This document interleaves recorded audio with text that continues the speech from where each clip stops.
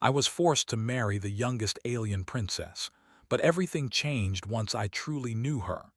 Ethan Cole stood at the edge of the platform, his boots cold against the metal floor. He could see the stars through the large observation window, stretching endlessly beyond the docking bay. The ship behind him was ready, engines humming softly, waiting to take him far from everything he had ever known. Earth felt smaller today, not because of its size, but because Ethan was leaving it forever. He did not want to go. He had never wanted to be famous or powerful or important. He had only wanted to serve, to protect, and maybe to have a quiet life when the wars ended. But the wars had not ended in favor of humans. The alien union had conquered much of the solar system, and humanity was forced to accept rules it had never agreed to. Among these rules was the law that brought Ethan here. A voice came over the communicator. "Ethan Cole, your transport to the Velarin Palace is ready. Step forward." He nodded, though the voice could not see him. His stomach twisted. He had heard stories about the alien houses, about their strict rules, their power, and their pride. The youngest princess, Lyra, was said to be fragile, naive, and useless. Yet she was to be his partner, his wife, by law. Ethan had been chosen not for honor, but because Earth had no choice. As he walked down the corridor to the transport, he felt the eyes of humans and aliens alike. Some looked with curiosity, some with scorn, and some with something he could not read. He wondered if anyone understood the fear he felt. Not fear of dying, not fear of space, but fear of being trapped. He would be a puppet in a marriage he never wanted. The transport hummed as Ethan entered. It was small and sleek, with seats molded perfectly for alien bodies. He had to adjust, feeling awkward in the way humans never did. The ship lifted off, gliding toward the massive fleet orbiting above the planet. His heart beat fast, not from the movement, but from the knowledge of what awaited him. When the ship reached the capital world of the Velarin house, Ethan could see the palace. It floated above the ground like a giant silver bird. Towers reached upward, shining in the light of two suns. There were ships everywhere, moving with precise patterns, carrying people who lived by rules humans could not understand. Ethan swallowed hard. This was not a place for humans. This was a world of power, of danger, of politics. A guard approached as the transport landed. "Human male, follow me." Ethan followed, his mind racing. What would she be like? He imagined a cold face, sharp eyes, and a voice that cut like a knife. That was what humans said aliens were like. And yet he felt a strange mix of dread and curiosity. He had never met an alien so close. He had only seen them on screens, in reports, and in the memories of soldiers who had fought them. The guard led him through long hallways, corridors filled with alien light. The walls seemed alive, shifting colors and patterns. Ethan felt dizzy at first, but he forced himself to focus. Then finally, he reached the throne room. There she was. Lyra stood at the far end, her posture straight and calm. She was small, but her presence filled the room. Her hair fell like silver threads to her waist, shimmering with colors Ethan could not name. Her eyes were large, golden, and strangely sad. She did not smile, but she did not look cruel either. Ethan felt his anger soften slightly. This was not the monster he had been told about. She was a girl like anyone else, forced into a role she did not want. A council of alien elders observed silently from the sides. They did not speak. They did not need to. Their power was clear in the room. Ethan could feel it pressing on him. He could feel the weight of history, of tradition, of expectations. And yet all he could see was Lyra. "Ethan Cole," said a deep voice. It was Lyra, her words careful, slow. "You are to be my husband. This is the law. The union requires it." Ethan's jaw tightened. "I did not ask for this," he said, his voice steady despite the fear twisting his stomach. "I never wanted to be here. I never wanted." Lyra raised a hand slightly. "Neither did I," she said, "but we cannot change it." Her honesty caught him off guard. She did not lie, she did not pretend to like him, she did not smile to hide her feelings. She only said the truth, simple and clear. Ethan had expected arrogance, cruelty, or coldness. Instead, he found honesty. And somehow that made the room heavier, the choice more real, and his fear sharper. He bowed his head slightly. It was a human gesture of respect, but also a shield. "Then we will do what we must," he said quietly. The council nodded, satisfied. One elder waved a hand, and the ceremony began. Ethan was dressed in simple human attire, and Lyra wore the flowing robes of her house. The ritual was strange, full of symbols he did not understand. The aliens chanted, their voices strange and deep. Ethan tried to focus on breathing, on staying calm, on pretending this was not happening. When it was over, he found himself standing next to Lyra. The ritual was complete, and they were now bound by law, though not by choice. Ethan expected her to step back, to reject him, or to ignore him. Instead, she remained at his side, quiet and observant. He realized that, for the first time, they were alone together, free of the eyes of others. He looked at her. "You don't have to speak if you don't want to," he said. Lyra tilted her head slightly, her golden eyes meeting his. "I will speak if I want," she said softly. "But I do not know what to say to you." Ethan nodded. He understood. He could not begin to explain his thoughts, his fear, his anger. He could not explain why he felt trapped or why he feared her people more than anything. Instead, he let the silence grow. The journey to their private quarters was quiet. The palace halls were enormous, echoing every step. Ethan noticed the alien architecture, the smooth curves, the shining surfaces. Everything was built for grandeur, for appearance, not for comfort. Humans would feel lost here, and Ethan already did. When they reached the quarters, Lyra opened the door and gestured for him to enter first. Ethan hesitated, then stepped inside. The room was larger than any human home, but it felt cold. There were no personal touches, no warmth, just smooth walls, high ceilings, and soft light. "You will sleep there," Lyra said, pointing to a separate section. "And I will sleep here." Ethan wanted to argue, to protest, but he stopped himself. Arguing would not change anything. The law had made them husband and wife, and for now, that was enough. He nodded and chose a bed near the wall, careful not to intrude. Lyra watched him, silent. Hours passed. Ethan lay awake, listening to the strange hum of the palace. He thought of Earth, of the streets he had walked, of friends he would never see again. He thought of the wars, the humans who had fallen, and the humans who would now live under alien law. His chest tightened. He felt anger, but also confusion. Then he heard a soft sound. Lyra was speaking, though not to him directly. He could not understand the language, but the tone was gentle, almost sorrowful. He realized she was not praying or chanting. She was talking to herself, trying to understand what had happened to her. Ethan sat up slightly, curious and cautious. He did not want to invade her privacy, but he could not stop himself. Her voice, soft and uncertain, made him think of how similar they were. Both were trapped in roles they did not choose, both forced to live under expectations that felt cruel. He realized something in that moment. This was not the enemy. Lyra was not a weapon or a cold ruler. She was a girl like him, alone in a strange world trying to survive. His fear and anger began to shift. It did not disappear, but it changed direction. It was no longer only about being trapped. It was about understanding the person he was now tied to. The night passed slowly. Ethan finally closed his eyes, listening to the quiet hum, to the distant sounds of the palace. He thought about Lyra, about the alien laws, and about the life that stretched before him. He did not know if he would ever like her or trust her or care for her. But he knew one thing. He had to survive. He had to understand her. And maybe, if he tried, he could find a way to turn this forced bond into something more.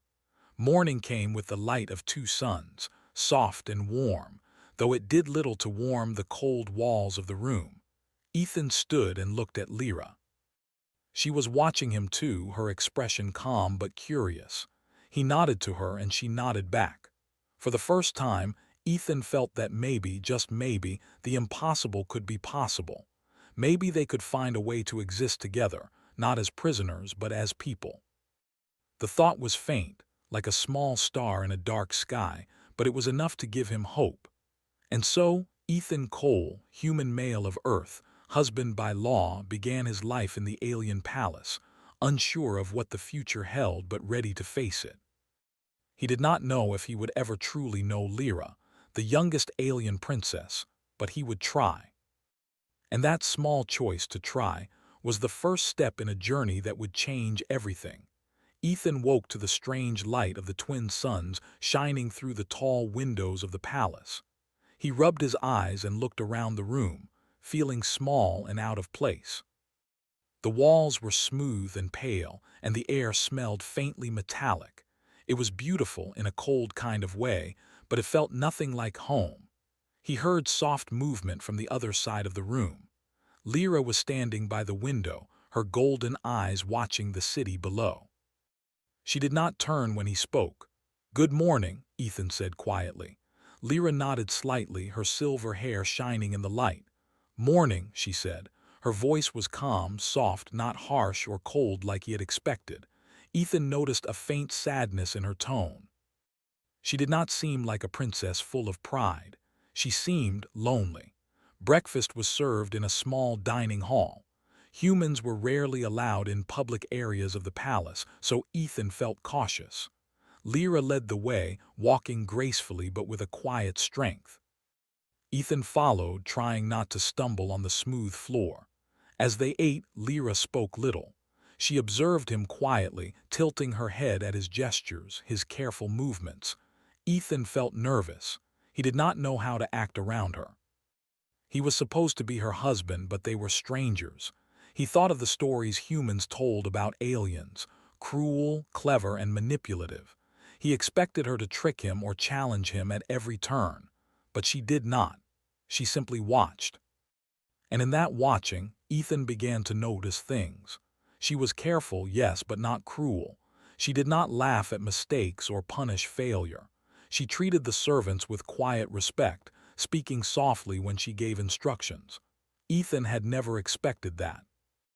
Later, he was shown the areas he would be allowed to move in freely. The palace was enormous, with high ceilings, wide hallways, and rooms filled with strange technology he did not understand. Some devices hovered in the air, lights shifted on walls without touch, and screens displayed alien symbols. Ethan felt dizzy, but he tried to remember everything. If he was to survive here, he would need to learn quickly. Lyra walked beside him, silent for most of the tour. At one point, Ethan noticed her pause at a small room tucked away behind heavy doors. She opened it quietly and gestured for him to enter. Inside, the walls were lined with objects he did not recognize: delicate machines, glowing crystals, and stacks of thin, paper-like sheets filled with symbols. "This is my study," Lyra said softly. "I come here when I need to think. Humans do not often see it." Ethan nodded, looking around carefully. Nothing seemed dangerous, but everything felt important. "You study?" he asked. "Yes," she said. "I study history, culture, languages. I want to understand the universe, not just obey it." Ethan was surprised. He had thought Lyra would care only for power, not knowledge. He wondered how many humans had believed the same thing. And suddenly, he realized that she was different from the stories he had heard, from the warnings humans gave. She was clever, yes, but not cruel. She was curious, and she had a mind of her own. He found himself wanting to know more, but he knew better than to ask too many questions too soon. He was still a guest and a prisoner in her world. Over the next few days, Ethan adjusted to palace life. He learned to navigate the halls, to bow and greet guards, and to follow alien rules without drawing attention. Lyra often walked beside him in silence, and slowly, a routine formed. They ate together, practiced simple customs, and exchanged short, careful words. One afternoon, Ethan was exploring a smaller garden inside the palace when he heard a commotion. A young alien child had fallen from a high walkway, screaming and struggling to hold on. Several guards were nearby, but they hesitated, unsure how to act without causing harm. Without thinking, Ethan ran forward. He reached the child just as it slipped again. He grabbed it firmly, holding it close to his chest. The child clung to him, crying but safe. Lyra arrived at the scene moments later. Her eyes widened, and for the first time, Ethan saw her face filled with genuine emotion. She did not speak at first. She simply looked, watching how he held the child, how he did not hesitate, how he acted without concern for his own safety. Then she spoke quietly, almost in a whisper. "Thank you," she said. Ethan blinked. It was nothing," he said, though he felt a small swell of pride. He had acted without thinking about the rules or the consequences. He had only thought about saving the child. Lyra nodded and guided the child back to safety. She looked at Ethan again, her expression thoughtful. "Humans," she said softly, "you are different from what I expected." Ethan felt a strange warmth. He did not know what she meant exactly, but it was not a warning or insult. It was curiosity and maybe respect. Over the following weeks, Ethan and Lyra spent more time together, though still carefully. Ethan began to notice her small acts of kindness, helping servants with heavy loads, offering water to tired workers, and stopping guards from punishing those who had made mistakes. She did not seek recognition. She acted quietly, as if it were natural. He also noticed her curiosity about humans. She asked questions about Earth, about its people, and about simple things humans often took for granted: music, stories, and meals. Ethan answered as best he could, sometimes telling her small stories of his childhood, the streets of his hometown, and the friends he had lost in the wars. Lyra listened, her golden eyes shining with interest. She did not interrupt, she did not judge. She simply absorbed the stories, asking gentle questions when she did not understand. Ethan found himself opening up, telling her things he had never told anyone. One evening, Ethan was reading a small book from Earth, a story about bravery and friendship, when Lyra sat quietly beside him. She did not touch the book, but she watched the words carefully. "Humans have strong hearts," she said softly. "Even when you lose, you do not give up. You do not wait for someone else to fight, you act." Ethan looked at her, surprised. He had expected her to dismiss the story, to see humans as weak and fragile, but instead she seemed impressed. "We survive," he said quietly. "That is all we can do." Lyra nodded, as if she understood more than he could say. For a moment, the silence between them was comfortable. Ethan realized that he was no longer only observing her. He was learning from her too. Her calm strength, her quiet intelligence, and her willingness to see humans not as weak, but as capable changed something in him. They began to train together in a small exercise room. Lyra was not physically strong like the older warriors, but she was quick, precise, and intelligent. She anticipated movements and reacted with careful skill. Ethan realized that the stories of her being weak were lies, or at least exaggerations. She was different but not powerless. One day they sparred lightly. Ethan attempted a simple maneuver and Lyra blocked him easily. Then she smiled faintly, a small curve of her lips. "You are not as strong as you think," she said. Ethan laughed quietly. "And you are stronger than I expected," he admitted. The small moment of laughter broke a wall between them. Ethan realized he was beginning to trust her. He did not know if he liked her yet, but he no longer feared her entirely. She was not cruel, she was not manipulative, she was human enough in her own way to understand him. Then came the first test. A group of palace officials questioned Lyra about the human, about Ethan. They suggested that humans were dangerous, unpredictable, and not to be trusted. Lyra spoke calmly, defending him quietly but firmly. "Ethan Cole has been loyal, careful, and brave. He has saved lives in this palace. Your fears are yours, not mine." Ethan was stunned. She had defended him openly, risking her own position and respect. For the first time, he saw her as a real leader, not just a girl forced into marriage. He felt a strange gratitude and maybe something more stirring inside him. That night they sat together in the garden, watching the twin moons rise. Ethan felt that the palace was not so empty now. The long hallways, the cold rooms, the strange lights, they seemed less frightening when Lyra was near. "I do not like this life," she said quietly. "But I am learning to live in it. You make it easier." Ethan looked at her, unsure how to respond. He wanted to say something brave or clever, but he did not. Instead, he nodded. "We can make it better," he said. "Together." Lyra turned her golden eyes on him. For a long moment they simply looked at each other. Ethan felt the weight of the palace, the laws, the history, all pressing down on them. And yet in that moment they were not prisoners. They were not enemies. They were two people trying to survive, trying to understand each other, and maybe, slowly, beginning to trust. Ethan knew the road ahead would be hard. Alien politics, wars, and the expectations of Lyra's people would not wait. But for the first time, he felt that he was not completely alone. Lyra was beside him, and perhaps that was enough to face whatever came next. The sun set, painting the palace in shades of gold and silver. Ethan looked at Lyra and realized that everything was changing. What had begun as a forced marriage, a punishment of law, was slowly becoming something else. A bond, small and fragile but real. And he knew that he would need every ounce of courage to survive the days ahead, and to truly know the young alien princess who had captured more of his attention than he dared to admit. Ethan had been in the palace for several weeks now. He knew the halls, the quiet corners, and even some of the rules. Yet every day brought something new. Some of it was small, a strange device that hovered and followed him, a glowing symbol that changed color when he touched it. Other things were larger, like the presence of alien nobles who watched every move he made. Lyra, as always, was quiet but attentive.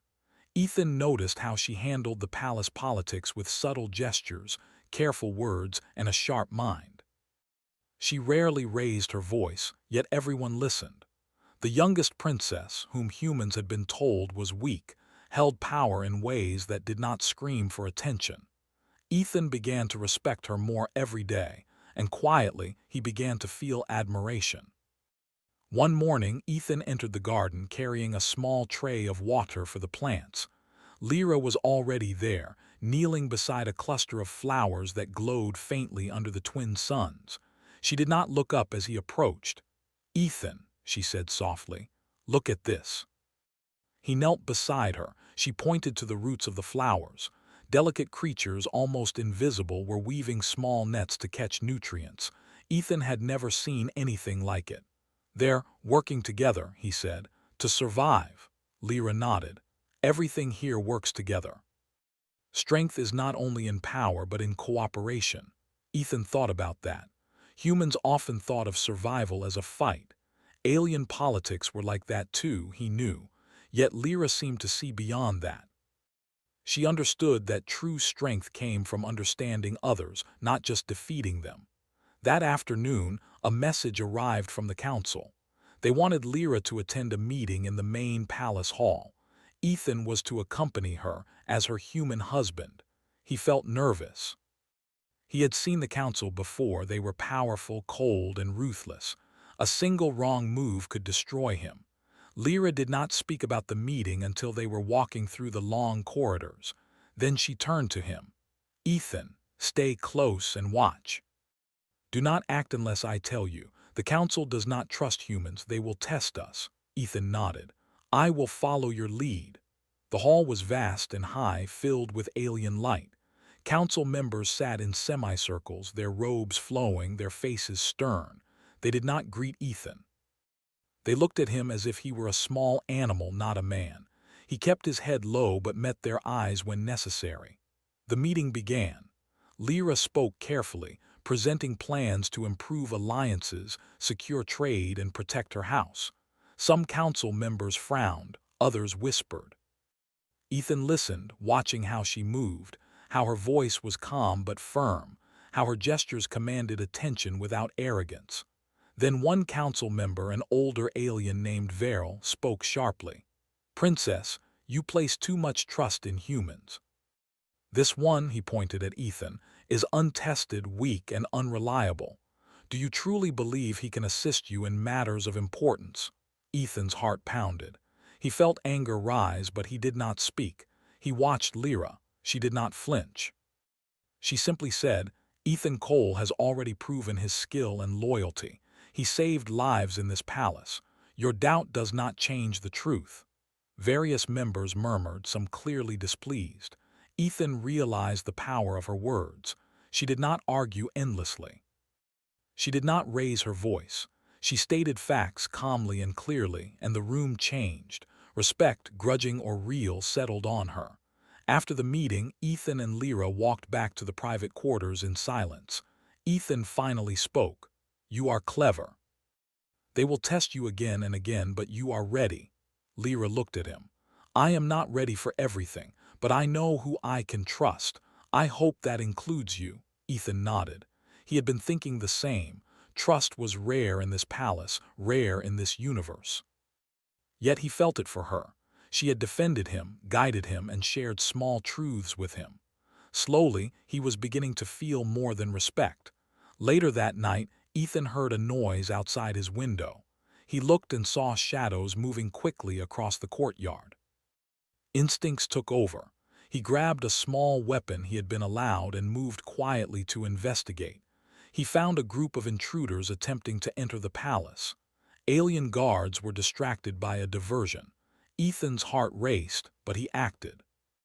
He moved silently, disarming one of the intruders and guiding them away from the palace walls. He realized that Lyra had been nearby, watching him from the shadows. "Ethan," she whispered, "you cannot do this alone." He shook his head. "I can try, stay safe." But Lyra stepped forward. Together, they worked to stop the intruders. She moved with precision, directing Ethan where to go, pointing out weaknesses in their approach. She was not physically stronger, but she was faster in thought, anticipating movements, calculating risks. Ethan realized that everything he had believed about her weakness was wrong. She was strong in ways humans did not measure. After the intruders were captured, Lyra looked at him. "You are brave, human," she said softly, "but bravery without thought can be dangerous." Ethan laughed quietly. "And you are smart, princess. I see now why they underestimated you." The next days were different. Council members whispered when they saw Ethan and Lyra together. Some seemed suspicious, others uneasy. Ethan realized that the palace was watching them closely, testing their bond. But he no longer feared it. He trusted Lyra and she trusted him. Together, they could face anything. One afternoon, Lyra invited Ethan to her study. She showed him maps of the galaxy, lines marking trade routes, and notes about alien alliances. "Humans do not see the full picture," she said. "Your world is small in the eyes of others, but clever minds can change it." Ethan leaned over the maps. "We could protect more than just Earth," he said quietly. "We could save people who cannot defend themselves." Lyra nodded. "And perhaps you will help me do it, not as a puppet, not as a tool, but as someone I trust." Ethan felt a surge of pride. Trust was rare, but she had given it to him. He wanted to live up to it, to prove himself worthy. Days later, a messenger arrived with troubling news. A rebel faction, unhappy with Lyra's approach, was planning an attack on the palace. Ethan and Lyra knew this would be a true test. The rebels were clever, trained, and dangerous. They would not hesitate to strike where the palace was weakest. Lyra turned to Ethan. "We face this together. We cannot let fear guide us." Ethan nodded. "I am with you." No matter what. They spent hours preparing, studying defenses, mapping escape routes, and training guards. Ethan learned more about Lyra in those hours than in weeks of quiet observation. She was patient, clever, and unafraid to act when necessary. She did not pretend to be perfect, but she made decisions with courage and care. The night of the attack, Ethan stood beside Lyra on the palace walls. The city below was quiet, too quiet. Shadows moved in the distance. The rebel faction approached, unaware that humans and aliens were working together. The battle began. Ethan moved quickly, guiding guards, rescuing civilians, and fighting when necessary. Lyra directed the defense with calm authority, anticipating enemy movements and issuing orders that saved lives. Ethan realized that her strength was not only in her mind, but in her ability to inspire and protect others. Together, they stopped the rebels from breaching the inner palace. Their combined efforts surprised everyone. Humans and aliens alike witnessed how a human and a young alien princess could work as one. Ethan felt exhilaration and relief. They had survived, but more importantly, they had learned the value of trust and cooperation. After the battle, Lyra turned to Ethan. "You see now," she said softly, "that humans are not weak, and perhaps I am not as alone as I thought." Ethan smiled. "I see it. And I hope that one day people will see it too." That night they sat together in the quiet garden, looking at the twin moons. Ethan realized that everything was changing. What had begun as a forced bond was slowly becoming a partnership. He no longer feared Lyra. He no longer feared the palace. Together they had faced danger, and together they had survived. And in that survival, a new understanding formed. Ethan knew that the path ahead would be difficult. More tests would come, more enemies, more challenges. But he also knew that he would not face them alone. Lyra was beside him, not as a ruler or a prisoner, but as someone he could rely on. He did not yet know if he loved her, but he knew he cared. And in a world full of uncertainty, that was enough to give him hope. The suns rose, and the palace awoke to another day. Ethan and Lyra stood together, ready to face it, not as forced companions, but as two people beginning to trust and understand each other. The galaxy outside was dangerous, but for the first time, Ethan felt that he could survive it, and perhaps even thrive. In the company of the youngest alien princess, the morning light of the twin suns shone through the palace windows, but peace was short-lived. News had arrived from the outer colonies. A rival alien empire, one far more dangerous than the Council had expected, was preparing to attack. Lyra received the message with calm eyes, but Ethan could see the tension in her hands. The youngest princess was about to face a threat far larger than any intruder or rebel faction. "Ethan," Lyra said quietly, turning to him, "this is bigger than anything we have faced. The humans may have a chance to prove themselves." Ethan's heart beat fast. Humans were still seen as weak by many alien houses. They had survived small battles, yes, but now the galaxy itself was about to judge them. He knew he could not fail. Together, they moved quickly. Lyra coordinated the palace defenses while Ethan sent messages to human fleets. He remembered the courage of his friends, the sacrifices of soldiers who had fought in previous wars, and he knew he had to act with the same determination. Within hours, human ships arrived in orbit. They had been waiting quietly, unseen by the alien council, ready to support the palace. Lyra watched them from the observation deck, golden eyes wide with surprise and hope. Ethan stood beside her, feeling pride as humans, once seen as weak, took their positions with precision and readiness. The rival empire's ships appeared on the horizon, black silhouettes against the stars. Their fleet was massive, bristling with weapons. The Council's forces would not be enough to stop them. Ethan and Lyra exchanged a glance, unspoken words passing between them. They would need to work together, humans and aliens, to survive this. The battle began. Energy beams lit up the void as ships maneuvered and fired. Ethan directed human pilots, guiding them through unfamiliar alien space lanes. He watched their movements, adjusting strategies in real time. Humans were clever, using tactics that aliens did not expect, hiding in asteroid fields and striking at weak points. Lyra moved through the palace command center, issuing orders calmly and efficiently. She anticipated enemy moves, directed ships, and reinforced defenses where necessary. Ethan realized that her strength was more than intelligence. It was foresight, the ability to see what others could not, and the courage to act decisively. As the battle raged, a warning came. A group of enemy ships was moving to attack the palace directly. Ethan turned to Lyra. "We have to stop them, now," Lyra nodded. "Humans and aliens together, we can do this." They coordinated quickly. Human ships formed a barrier while alien cannons targeted the incoming attackers. Ethan guided the humans to strike at precise points, and Lyra calculated angles and positions. The enemy ships were strong, but they had not expected cooperation between humans and aliens.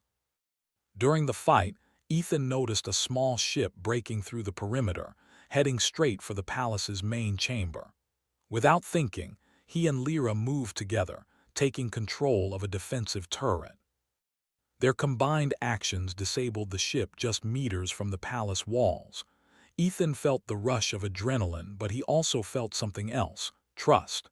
They were working together, perfectly in sync. After hours of fighting, the enemy fleet retreated. The palace had survived, and humans had proven their strength. Alien Council members who had once doubted Ethan and his people now looked at them with new respect. Whispers spread through the halls. Humans were not weak. They were clever, brave, and capable of more than anyone had believed. Lyra turned to Ethan, a small smile on her face.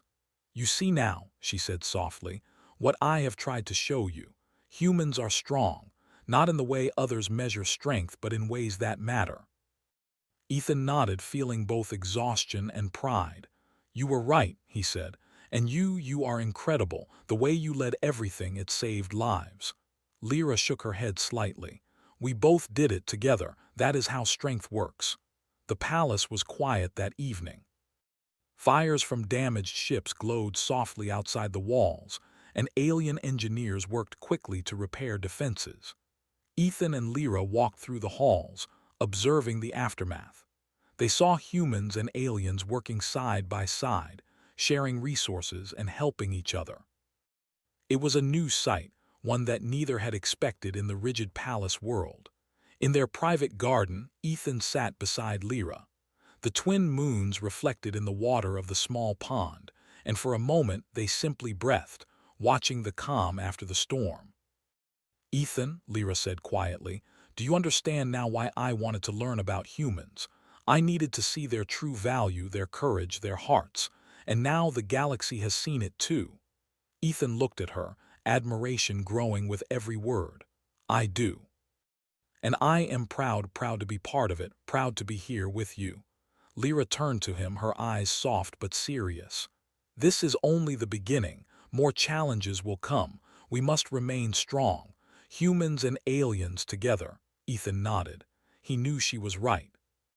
The galaxy was full of dangers, and their success today was only temporary. But he felt a new determination.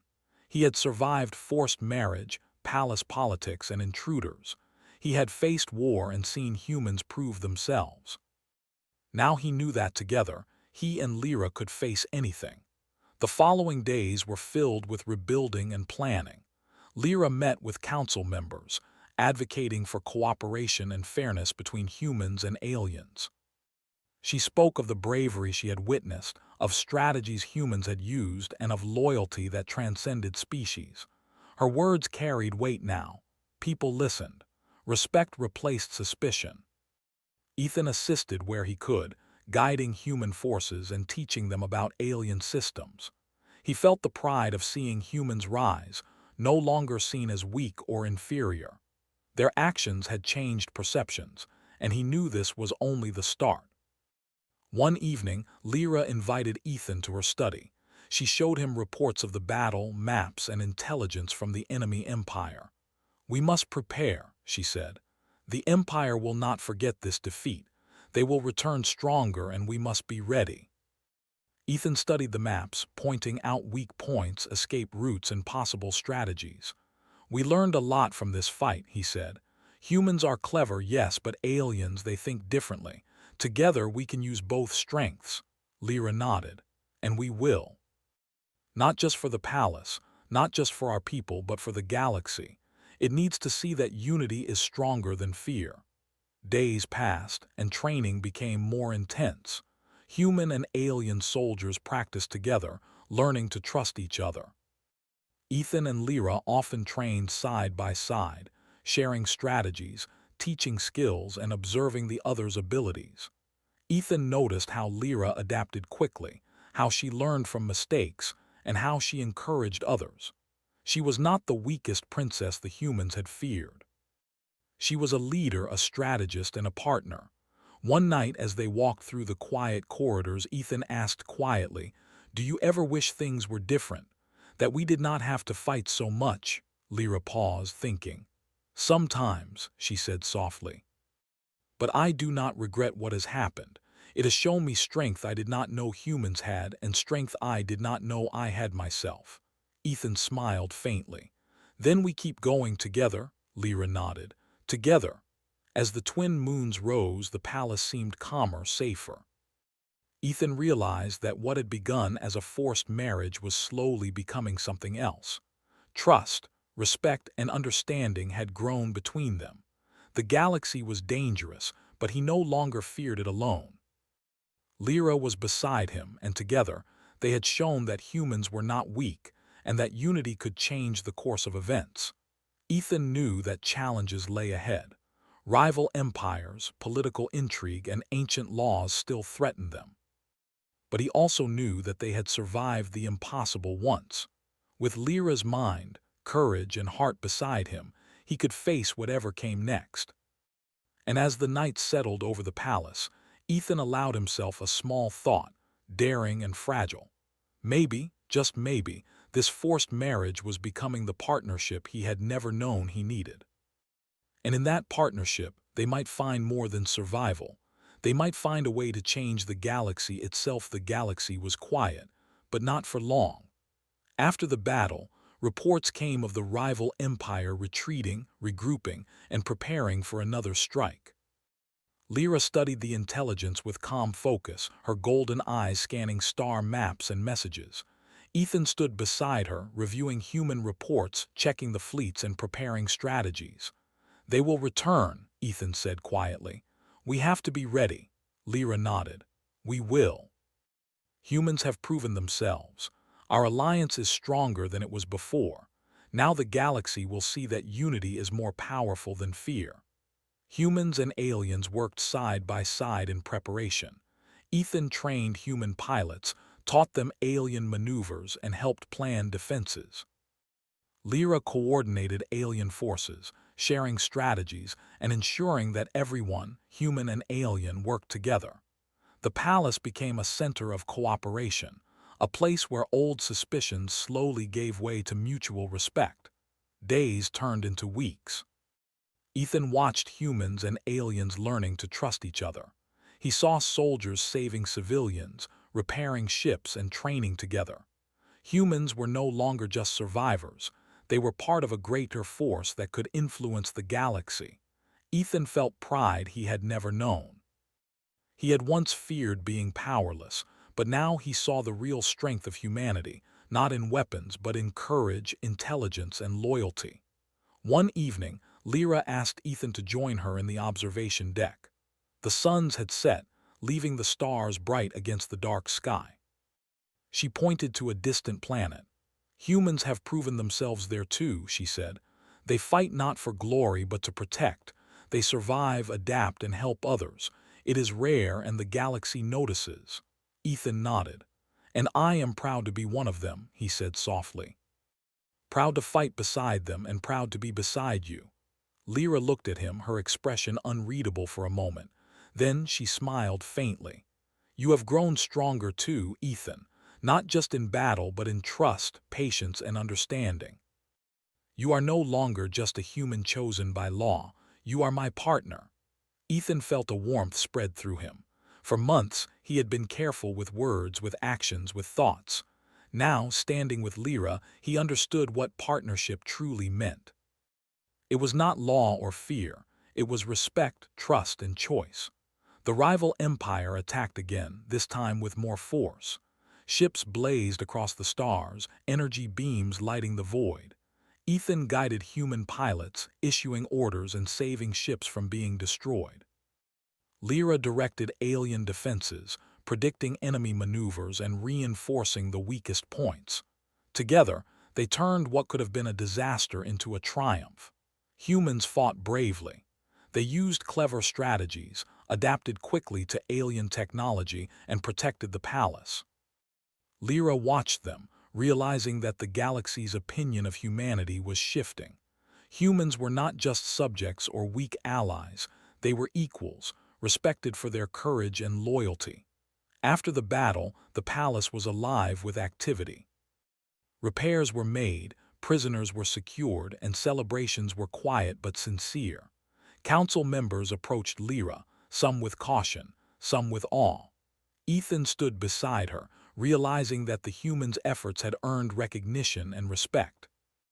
The youngest princess had not only survived, she had led, guided, and changed the minds of the galaxy. Lyra turned to Ethan in the quiet of the evening. "We have survived," she said softly. "We have shown that humans are not weak, that they have value, and that cooperation can defeat even the strongest enemies." Ethan smiled. "And we have done it together," she nodded. "Yes, together. And now we can choose our own paths. The council has changed the law. Forced marriages are no longer required. You may return to Earth if you wish." Ethan felt a strange tug in his chest. Leaving would mean freedom, returning home, a life he had once dreamed of. But it would also mean leaving Lyra, the palace, and the humans who had fought beside him. He looked at her uncertain. Lyra noticed. "Ethan, the choice is yours," she said. "But I hope you will stay, not by law, not by duty, but because you wish to." He thought about the months he had spent here. The fear, the tension, the learning, and the trust that had grown. He thought about Lyra, not as a princess or a ruler, but as a person who had shown courage, wisdom, and care. He realized that leaving would feel like giving up a bond that had become real. "I stay," he said quietly, "because I choose to, not because I have to." Lyra's eyes softened. "Then I stay too," she said, "not because of law, not because of duty, but because I wish it. Because I trust you." They stood together, the weight of months of struggle lifting from their shoulders. The forced marriage that had begun with fear and anger was now a true partnership. They had survived threats, wars, and suspicion. Now they could build something real. Humans and aliens continued to work together after the wars. Planets that had been conquered slowly regained autonomy. Trade routes opened, alliances formed, and the galaxy began to see a new order, one where trust, cooperation, and respect mattered more than fear, power, or bloodline. Ethan and Lyra became symbols of this new era. Not because they were rulers or warriors, but because they had shown that understanding could change hearts and minds. Humans were no longer seen as weak or insignificant. They were partners, allies, and survivors who could shape the future. One evening in their private garden, Ethan looked at Lyra. The twin moons reflected in the water and the stars seemed closer than ever. "We survived everything," he said softly. "The palace, the attacks, the war, and we survived together." Lyra smiled, her golden eyes warm. "Yes, and now we can choose what comes next together." Ethan reached for her hand. "I choose you," he said simply. She took his hand firmly. "And I choose you," she said, "not because we must, but because we want to."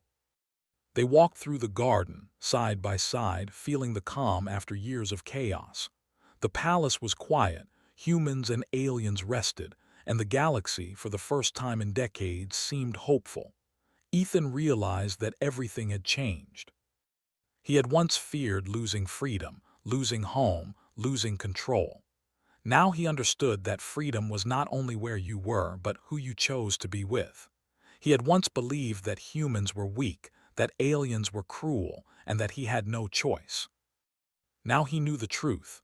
Humans were strong, aliens could be wise and kind, and choice mattered more than law. In the coming days, Lyra and Ethan began new work.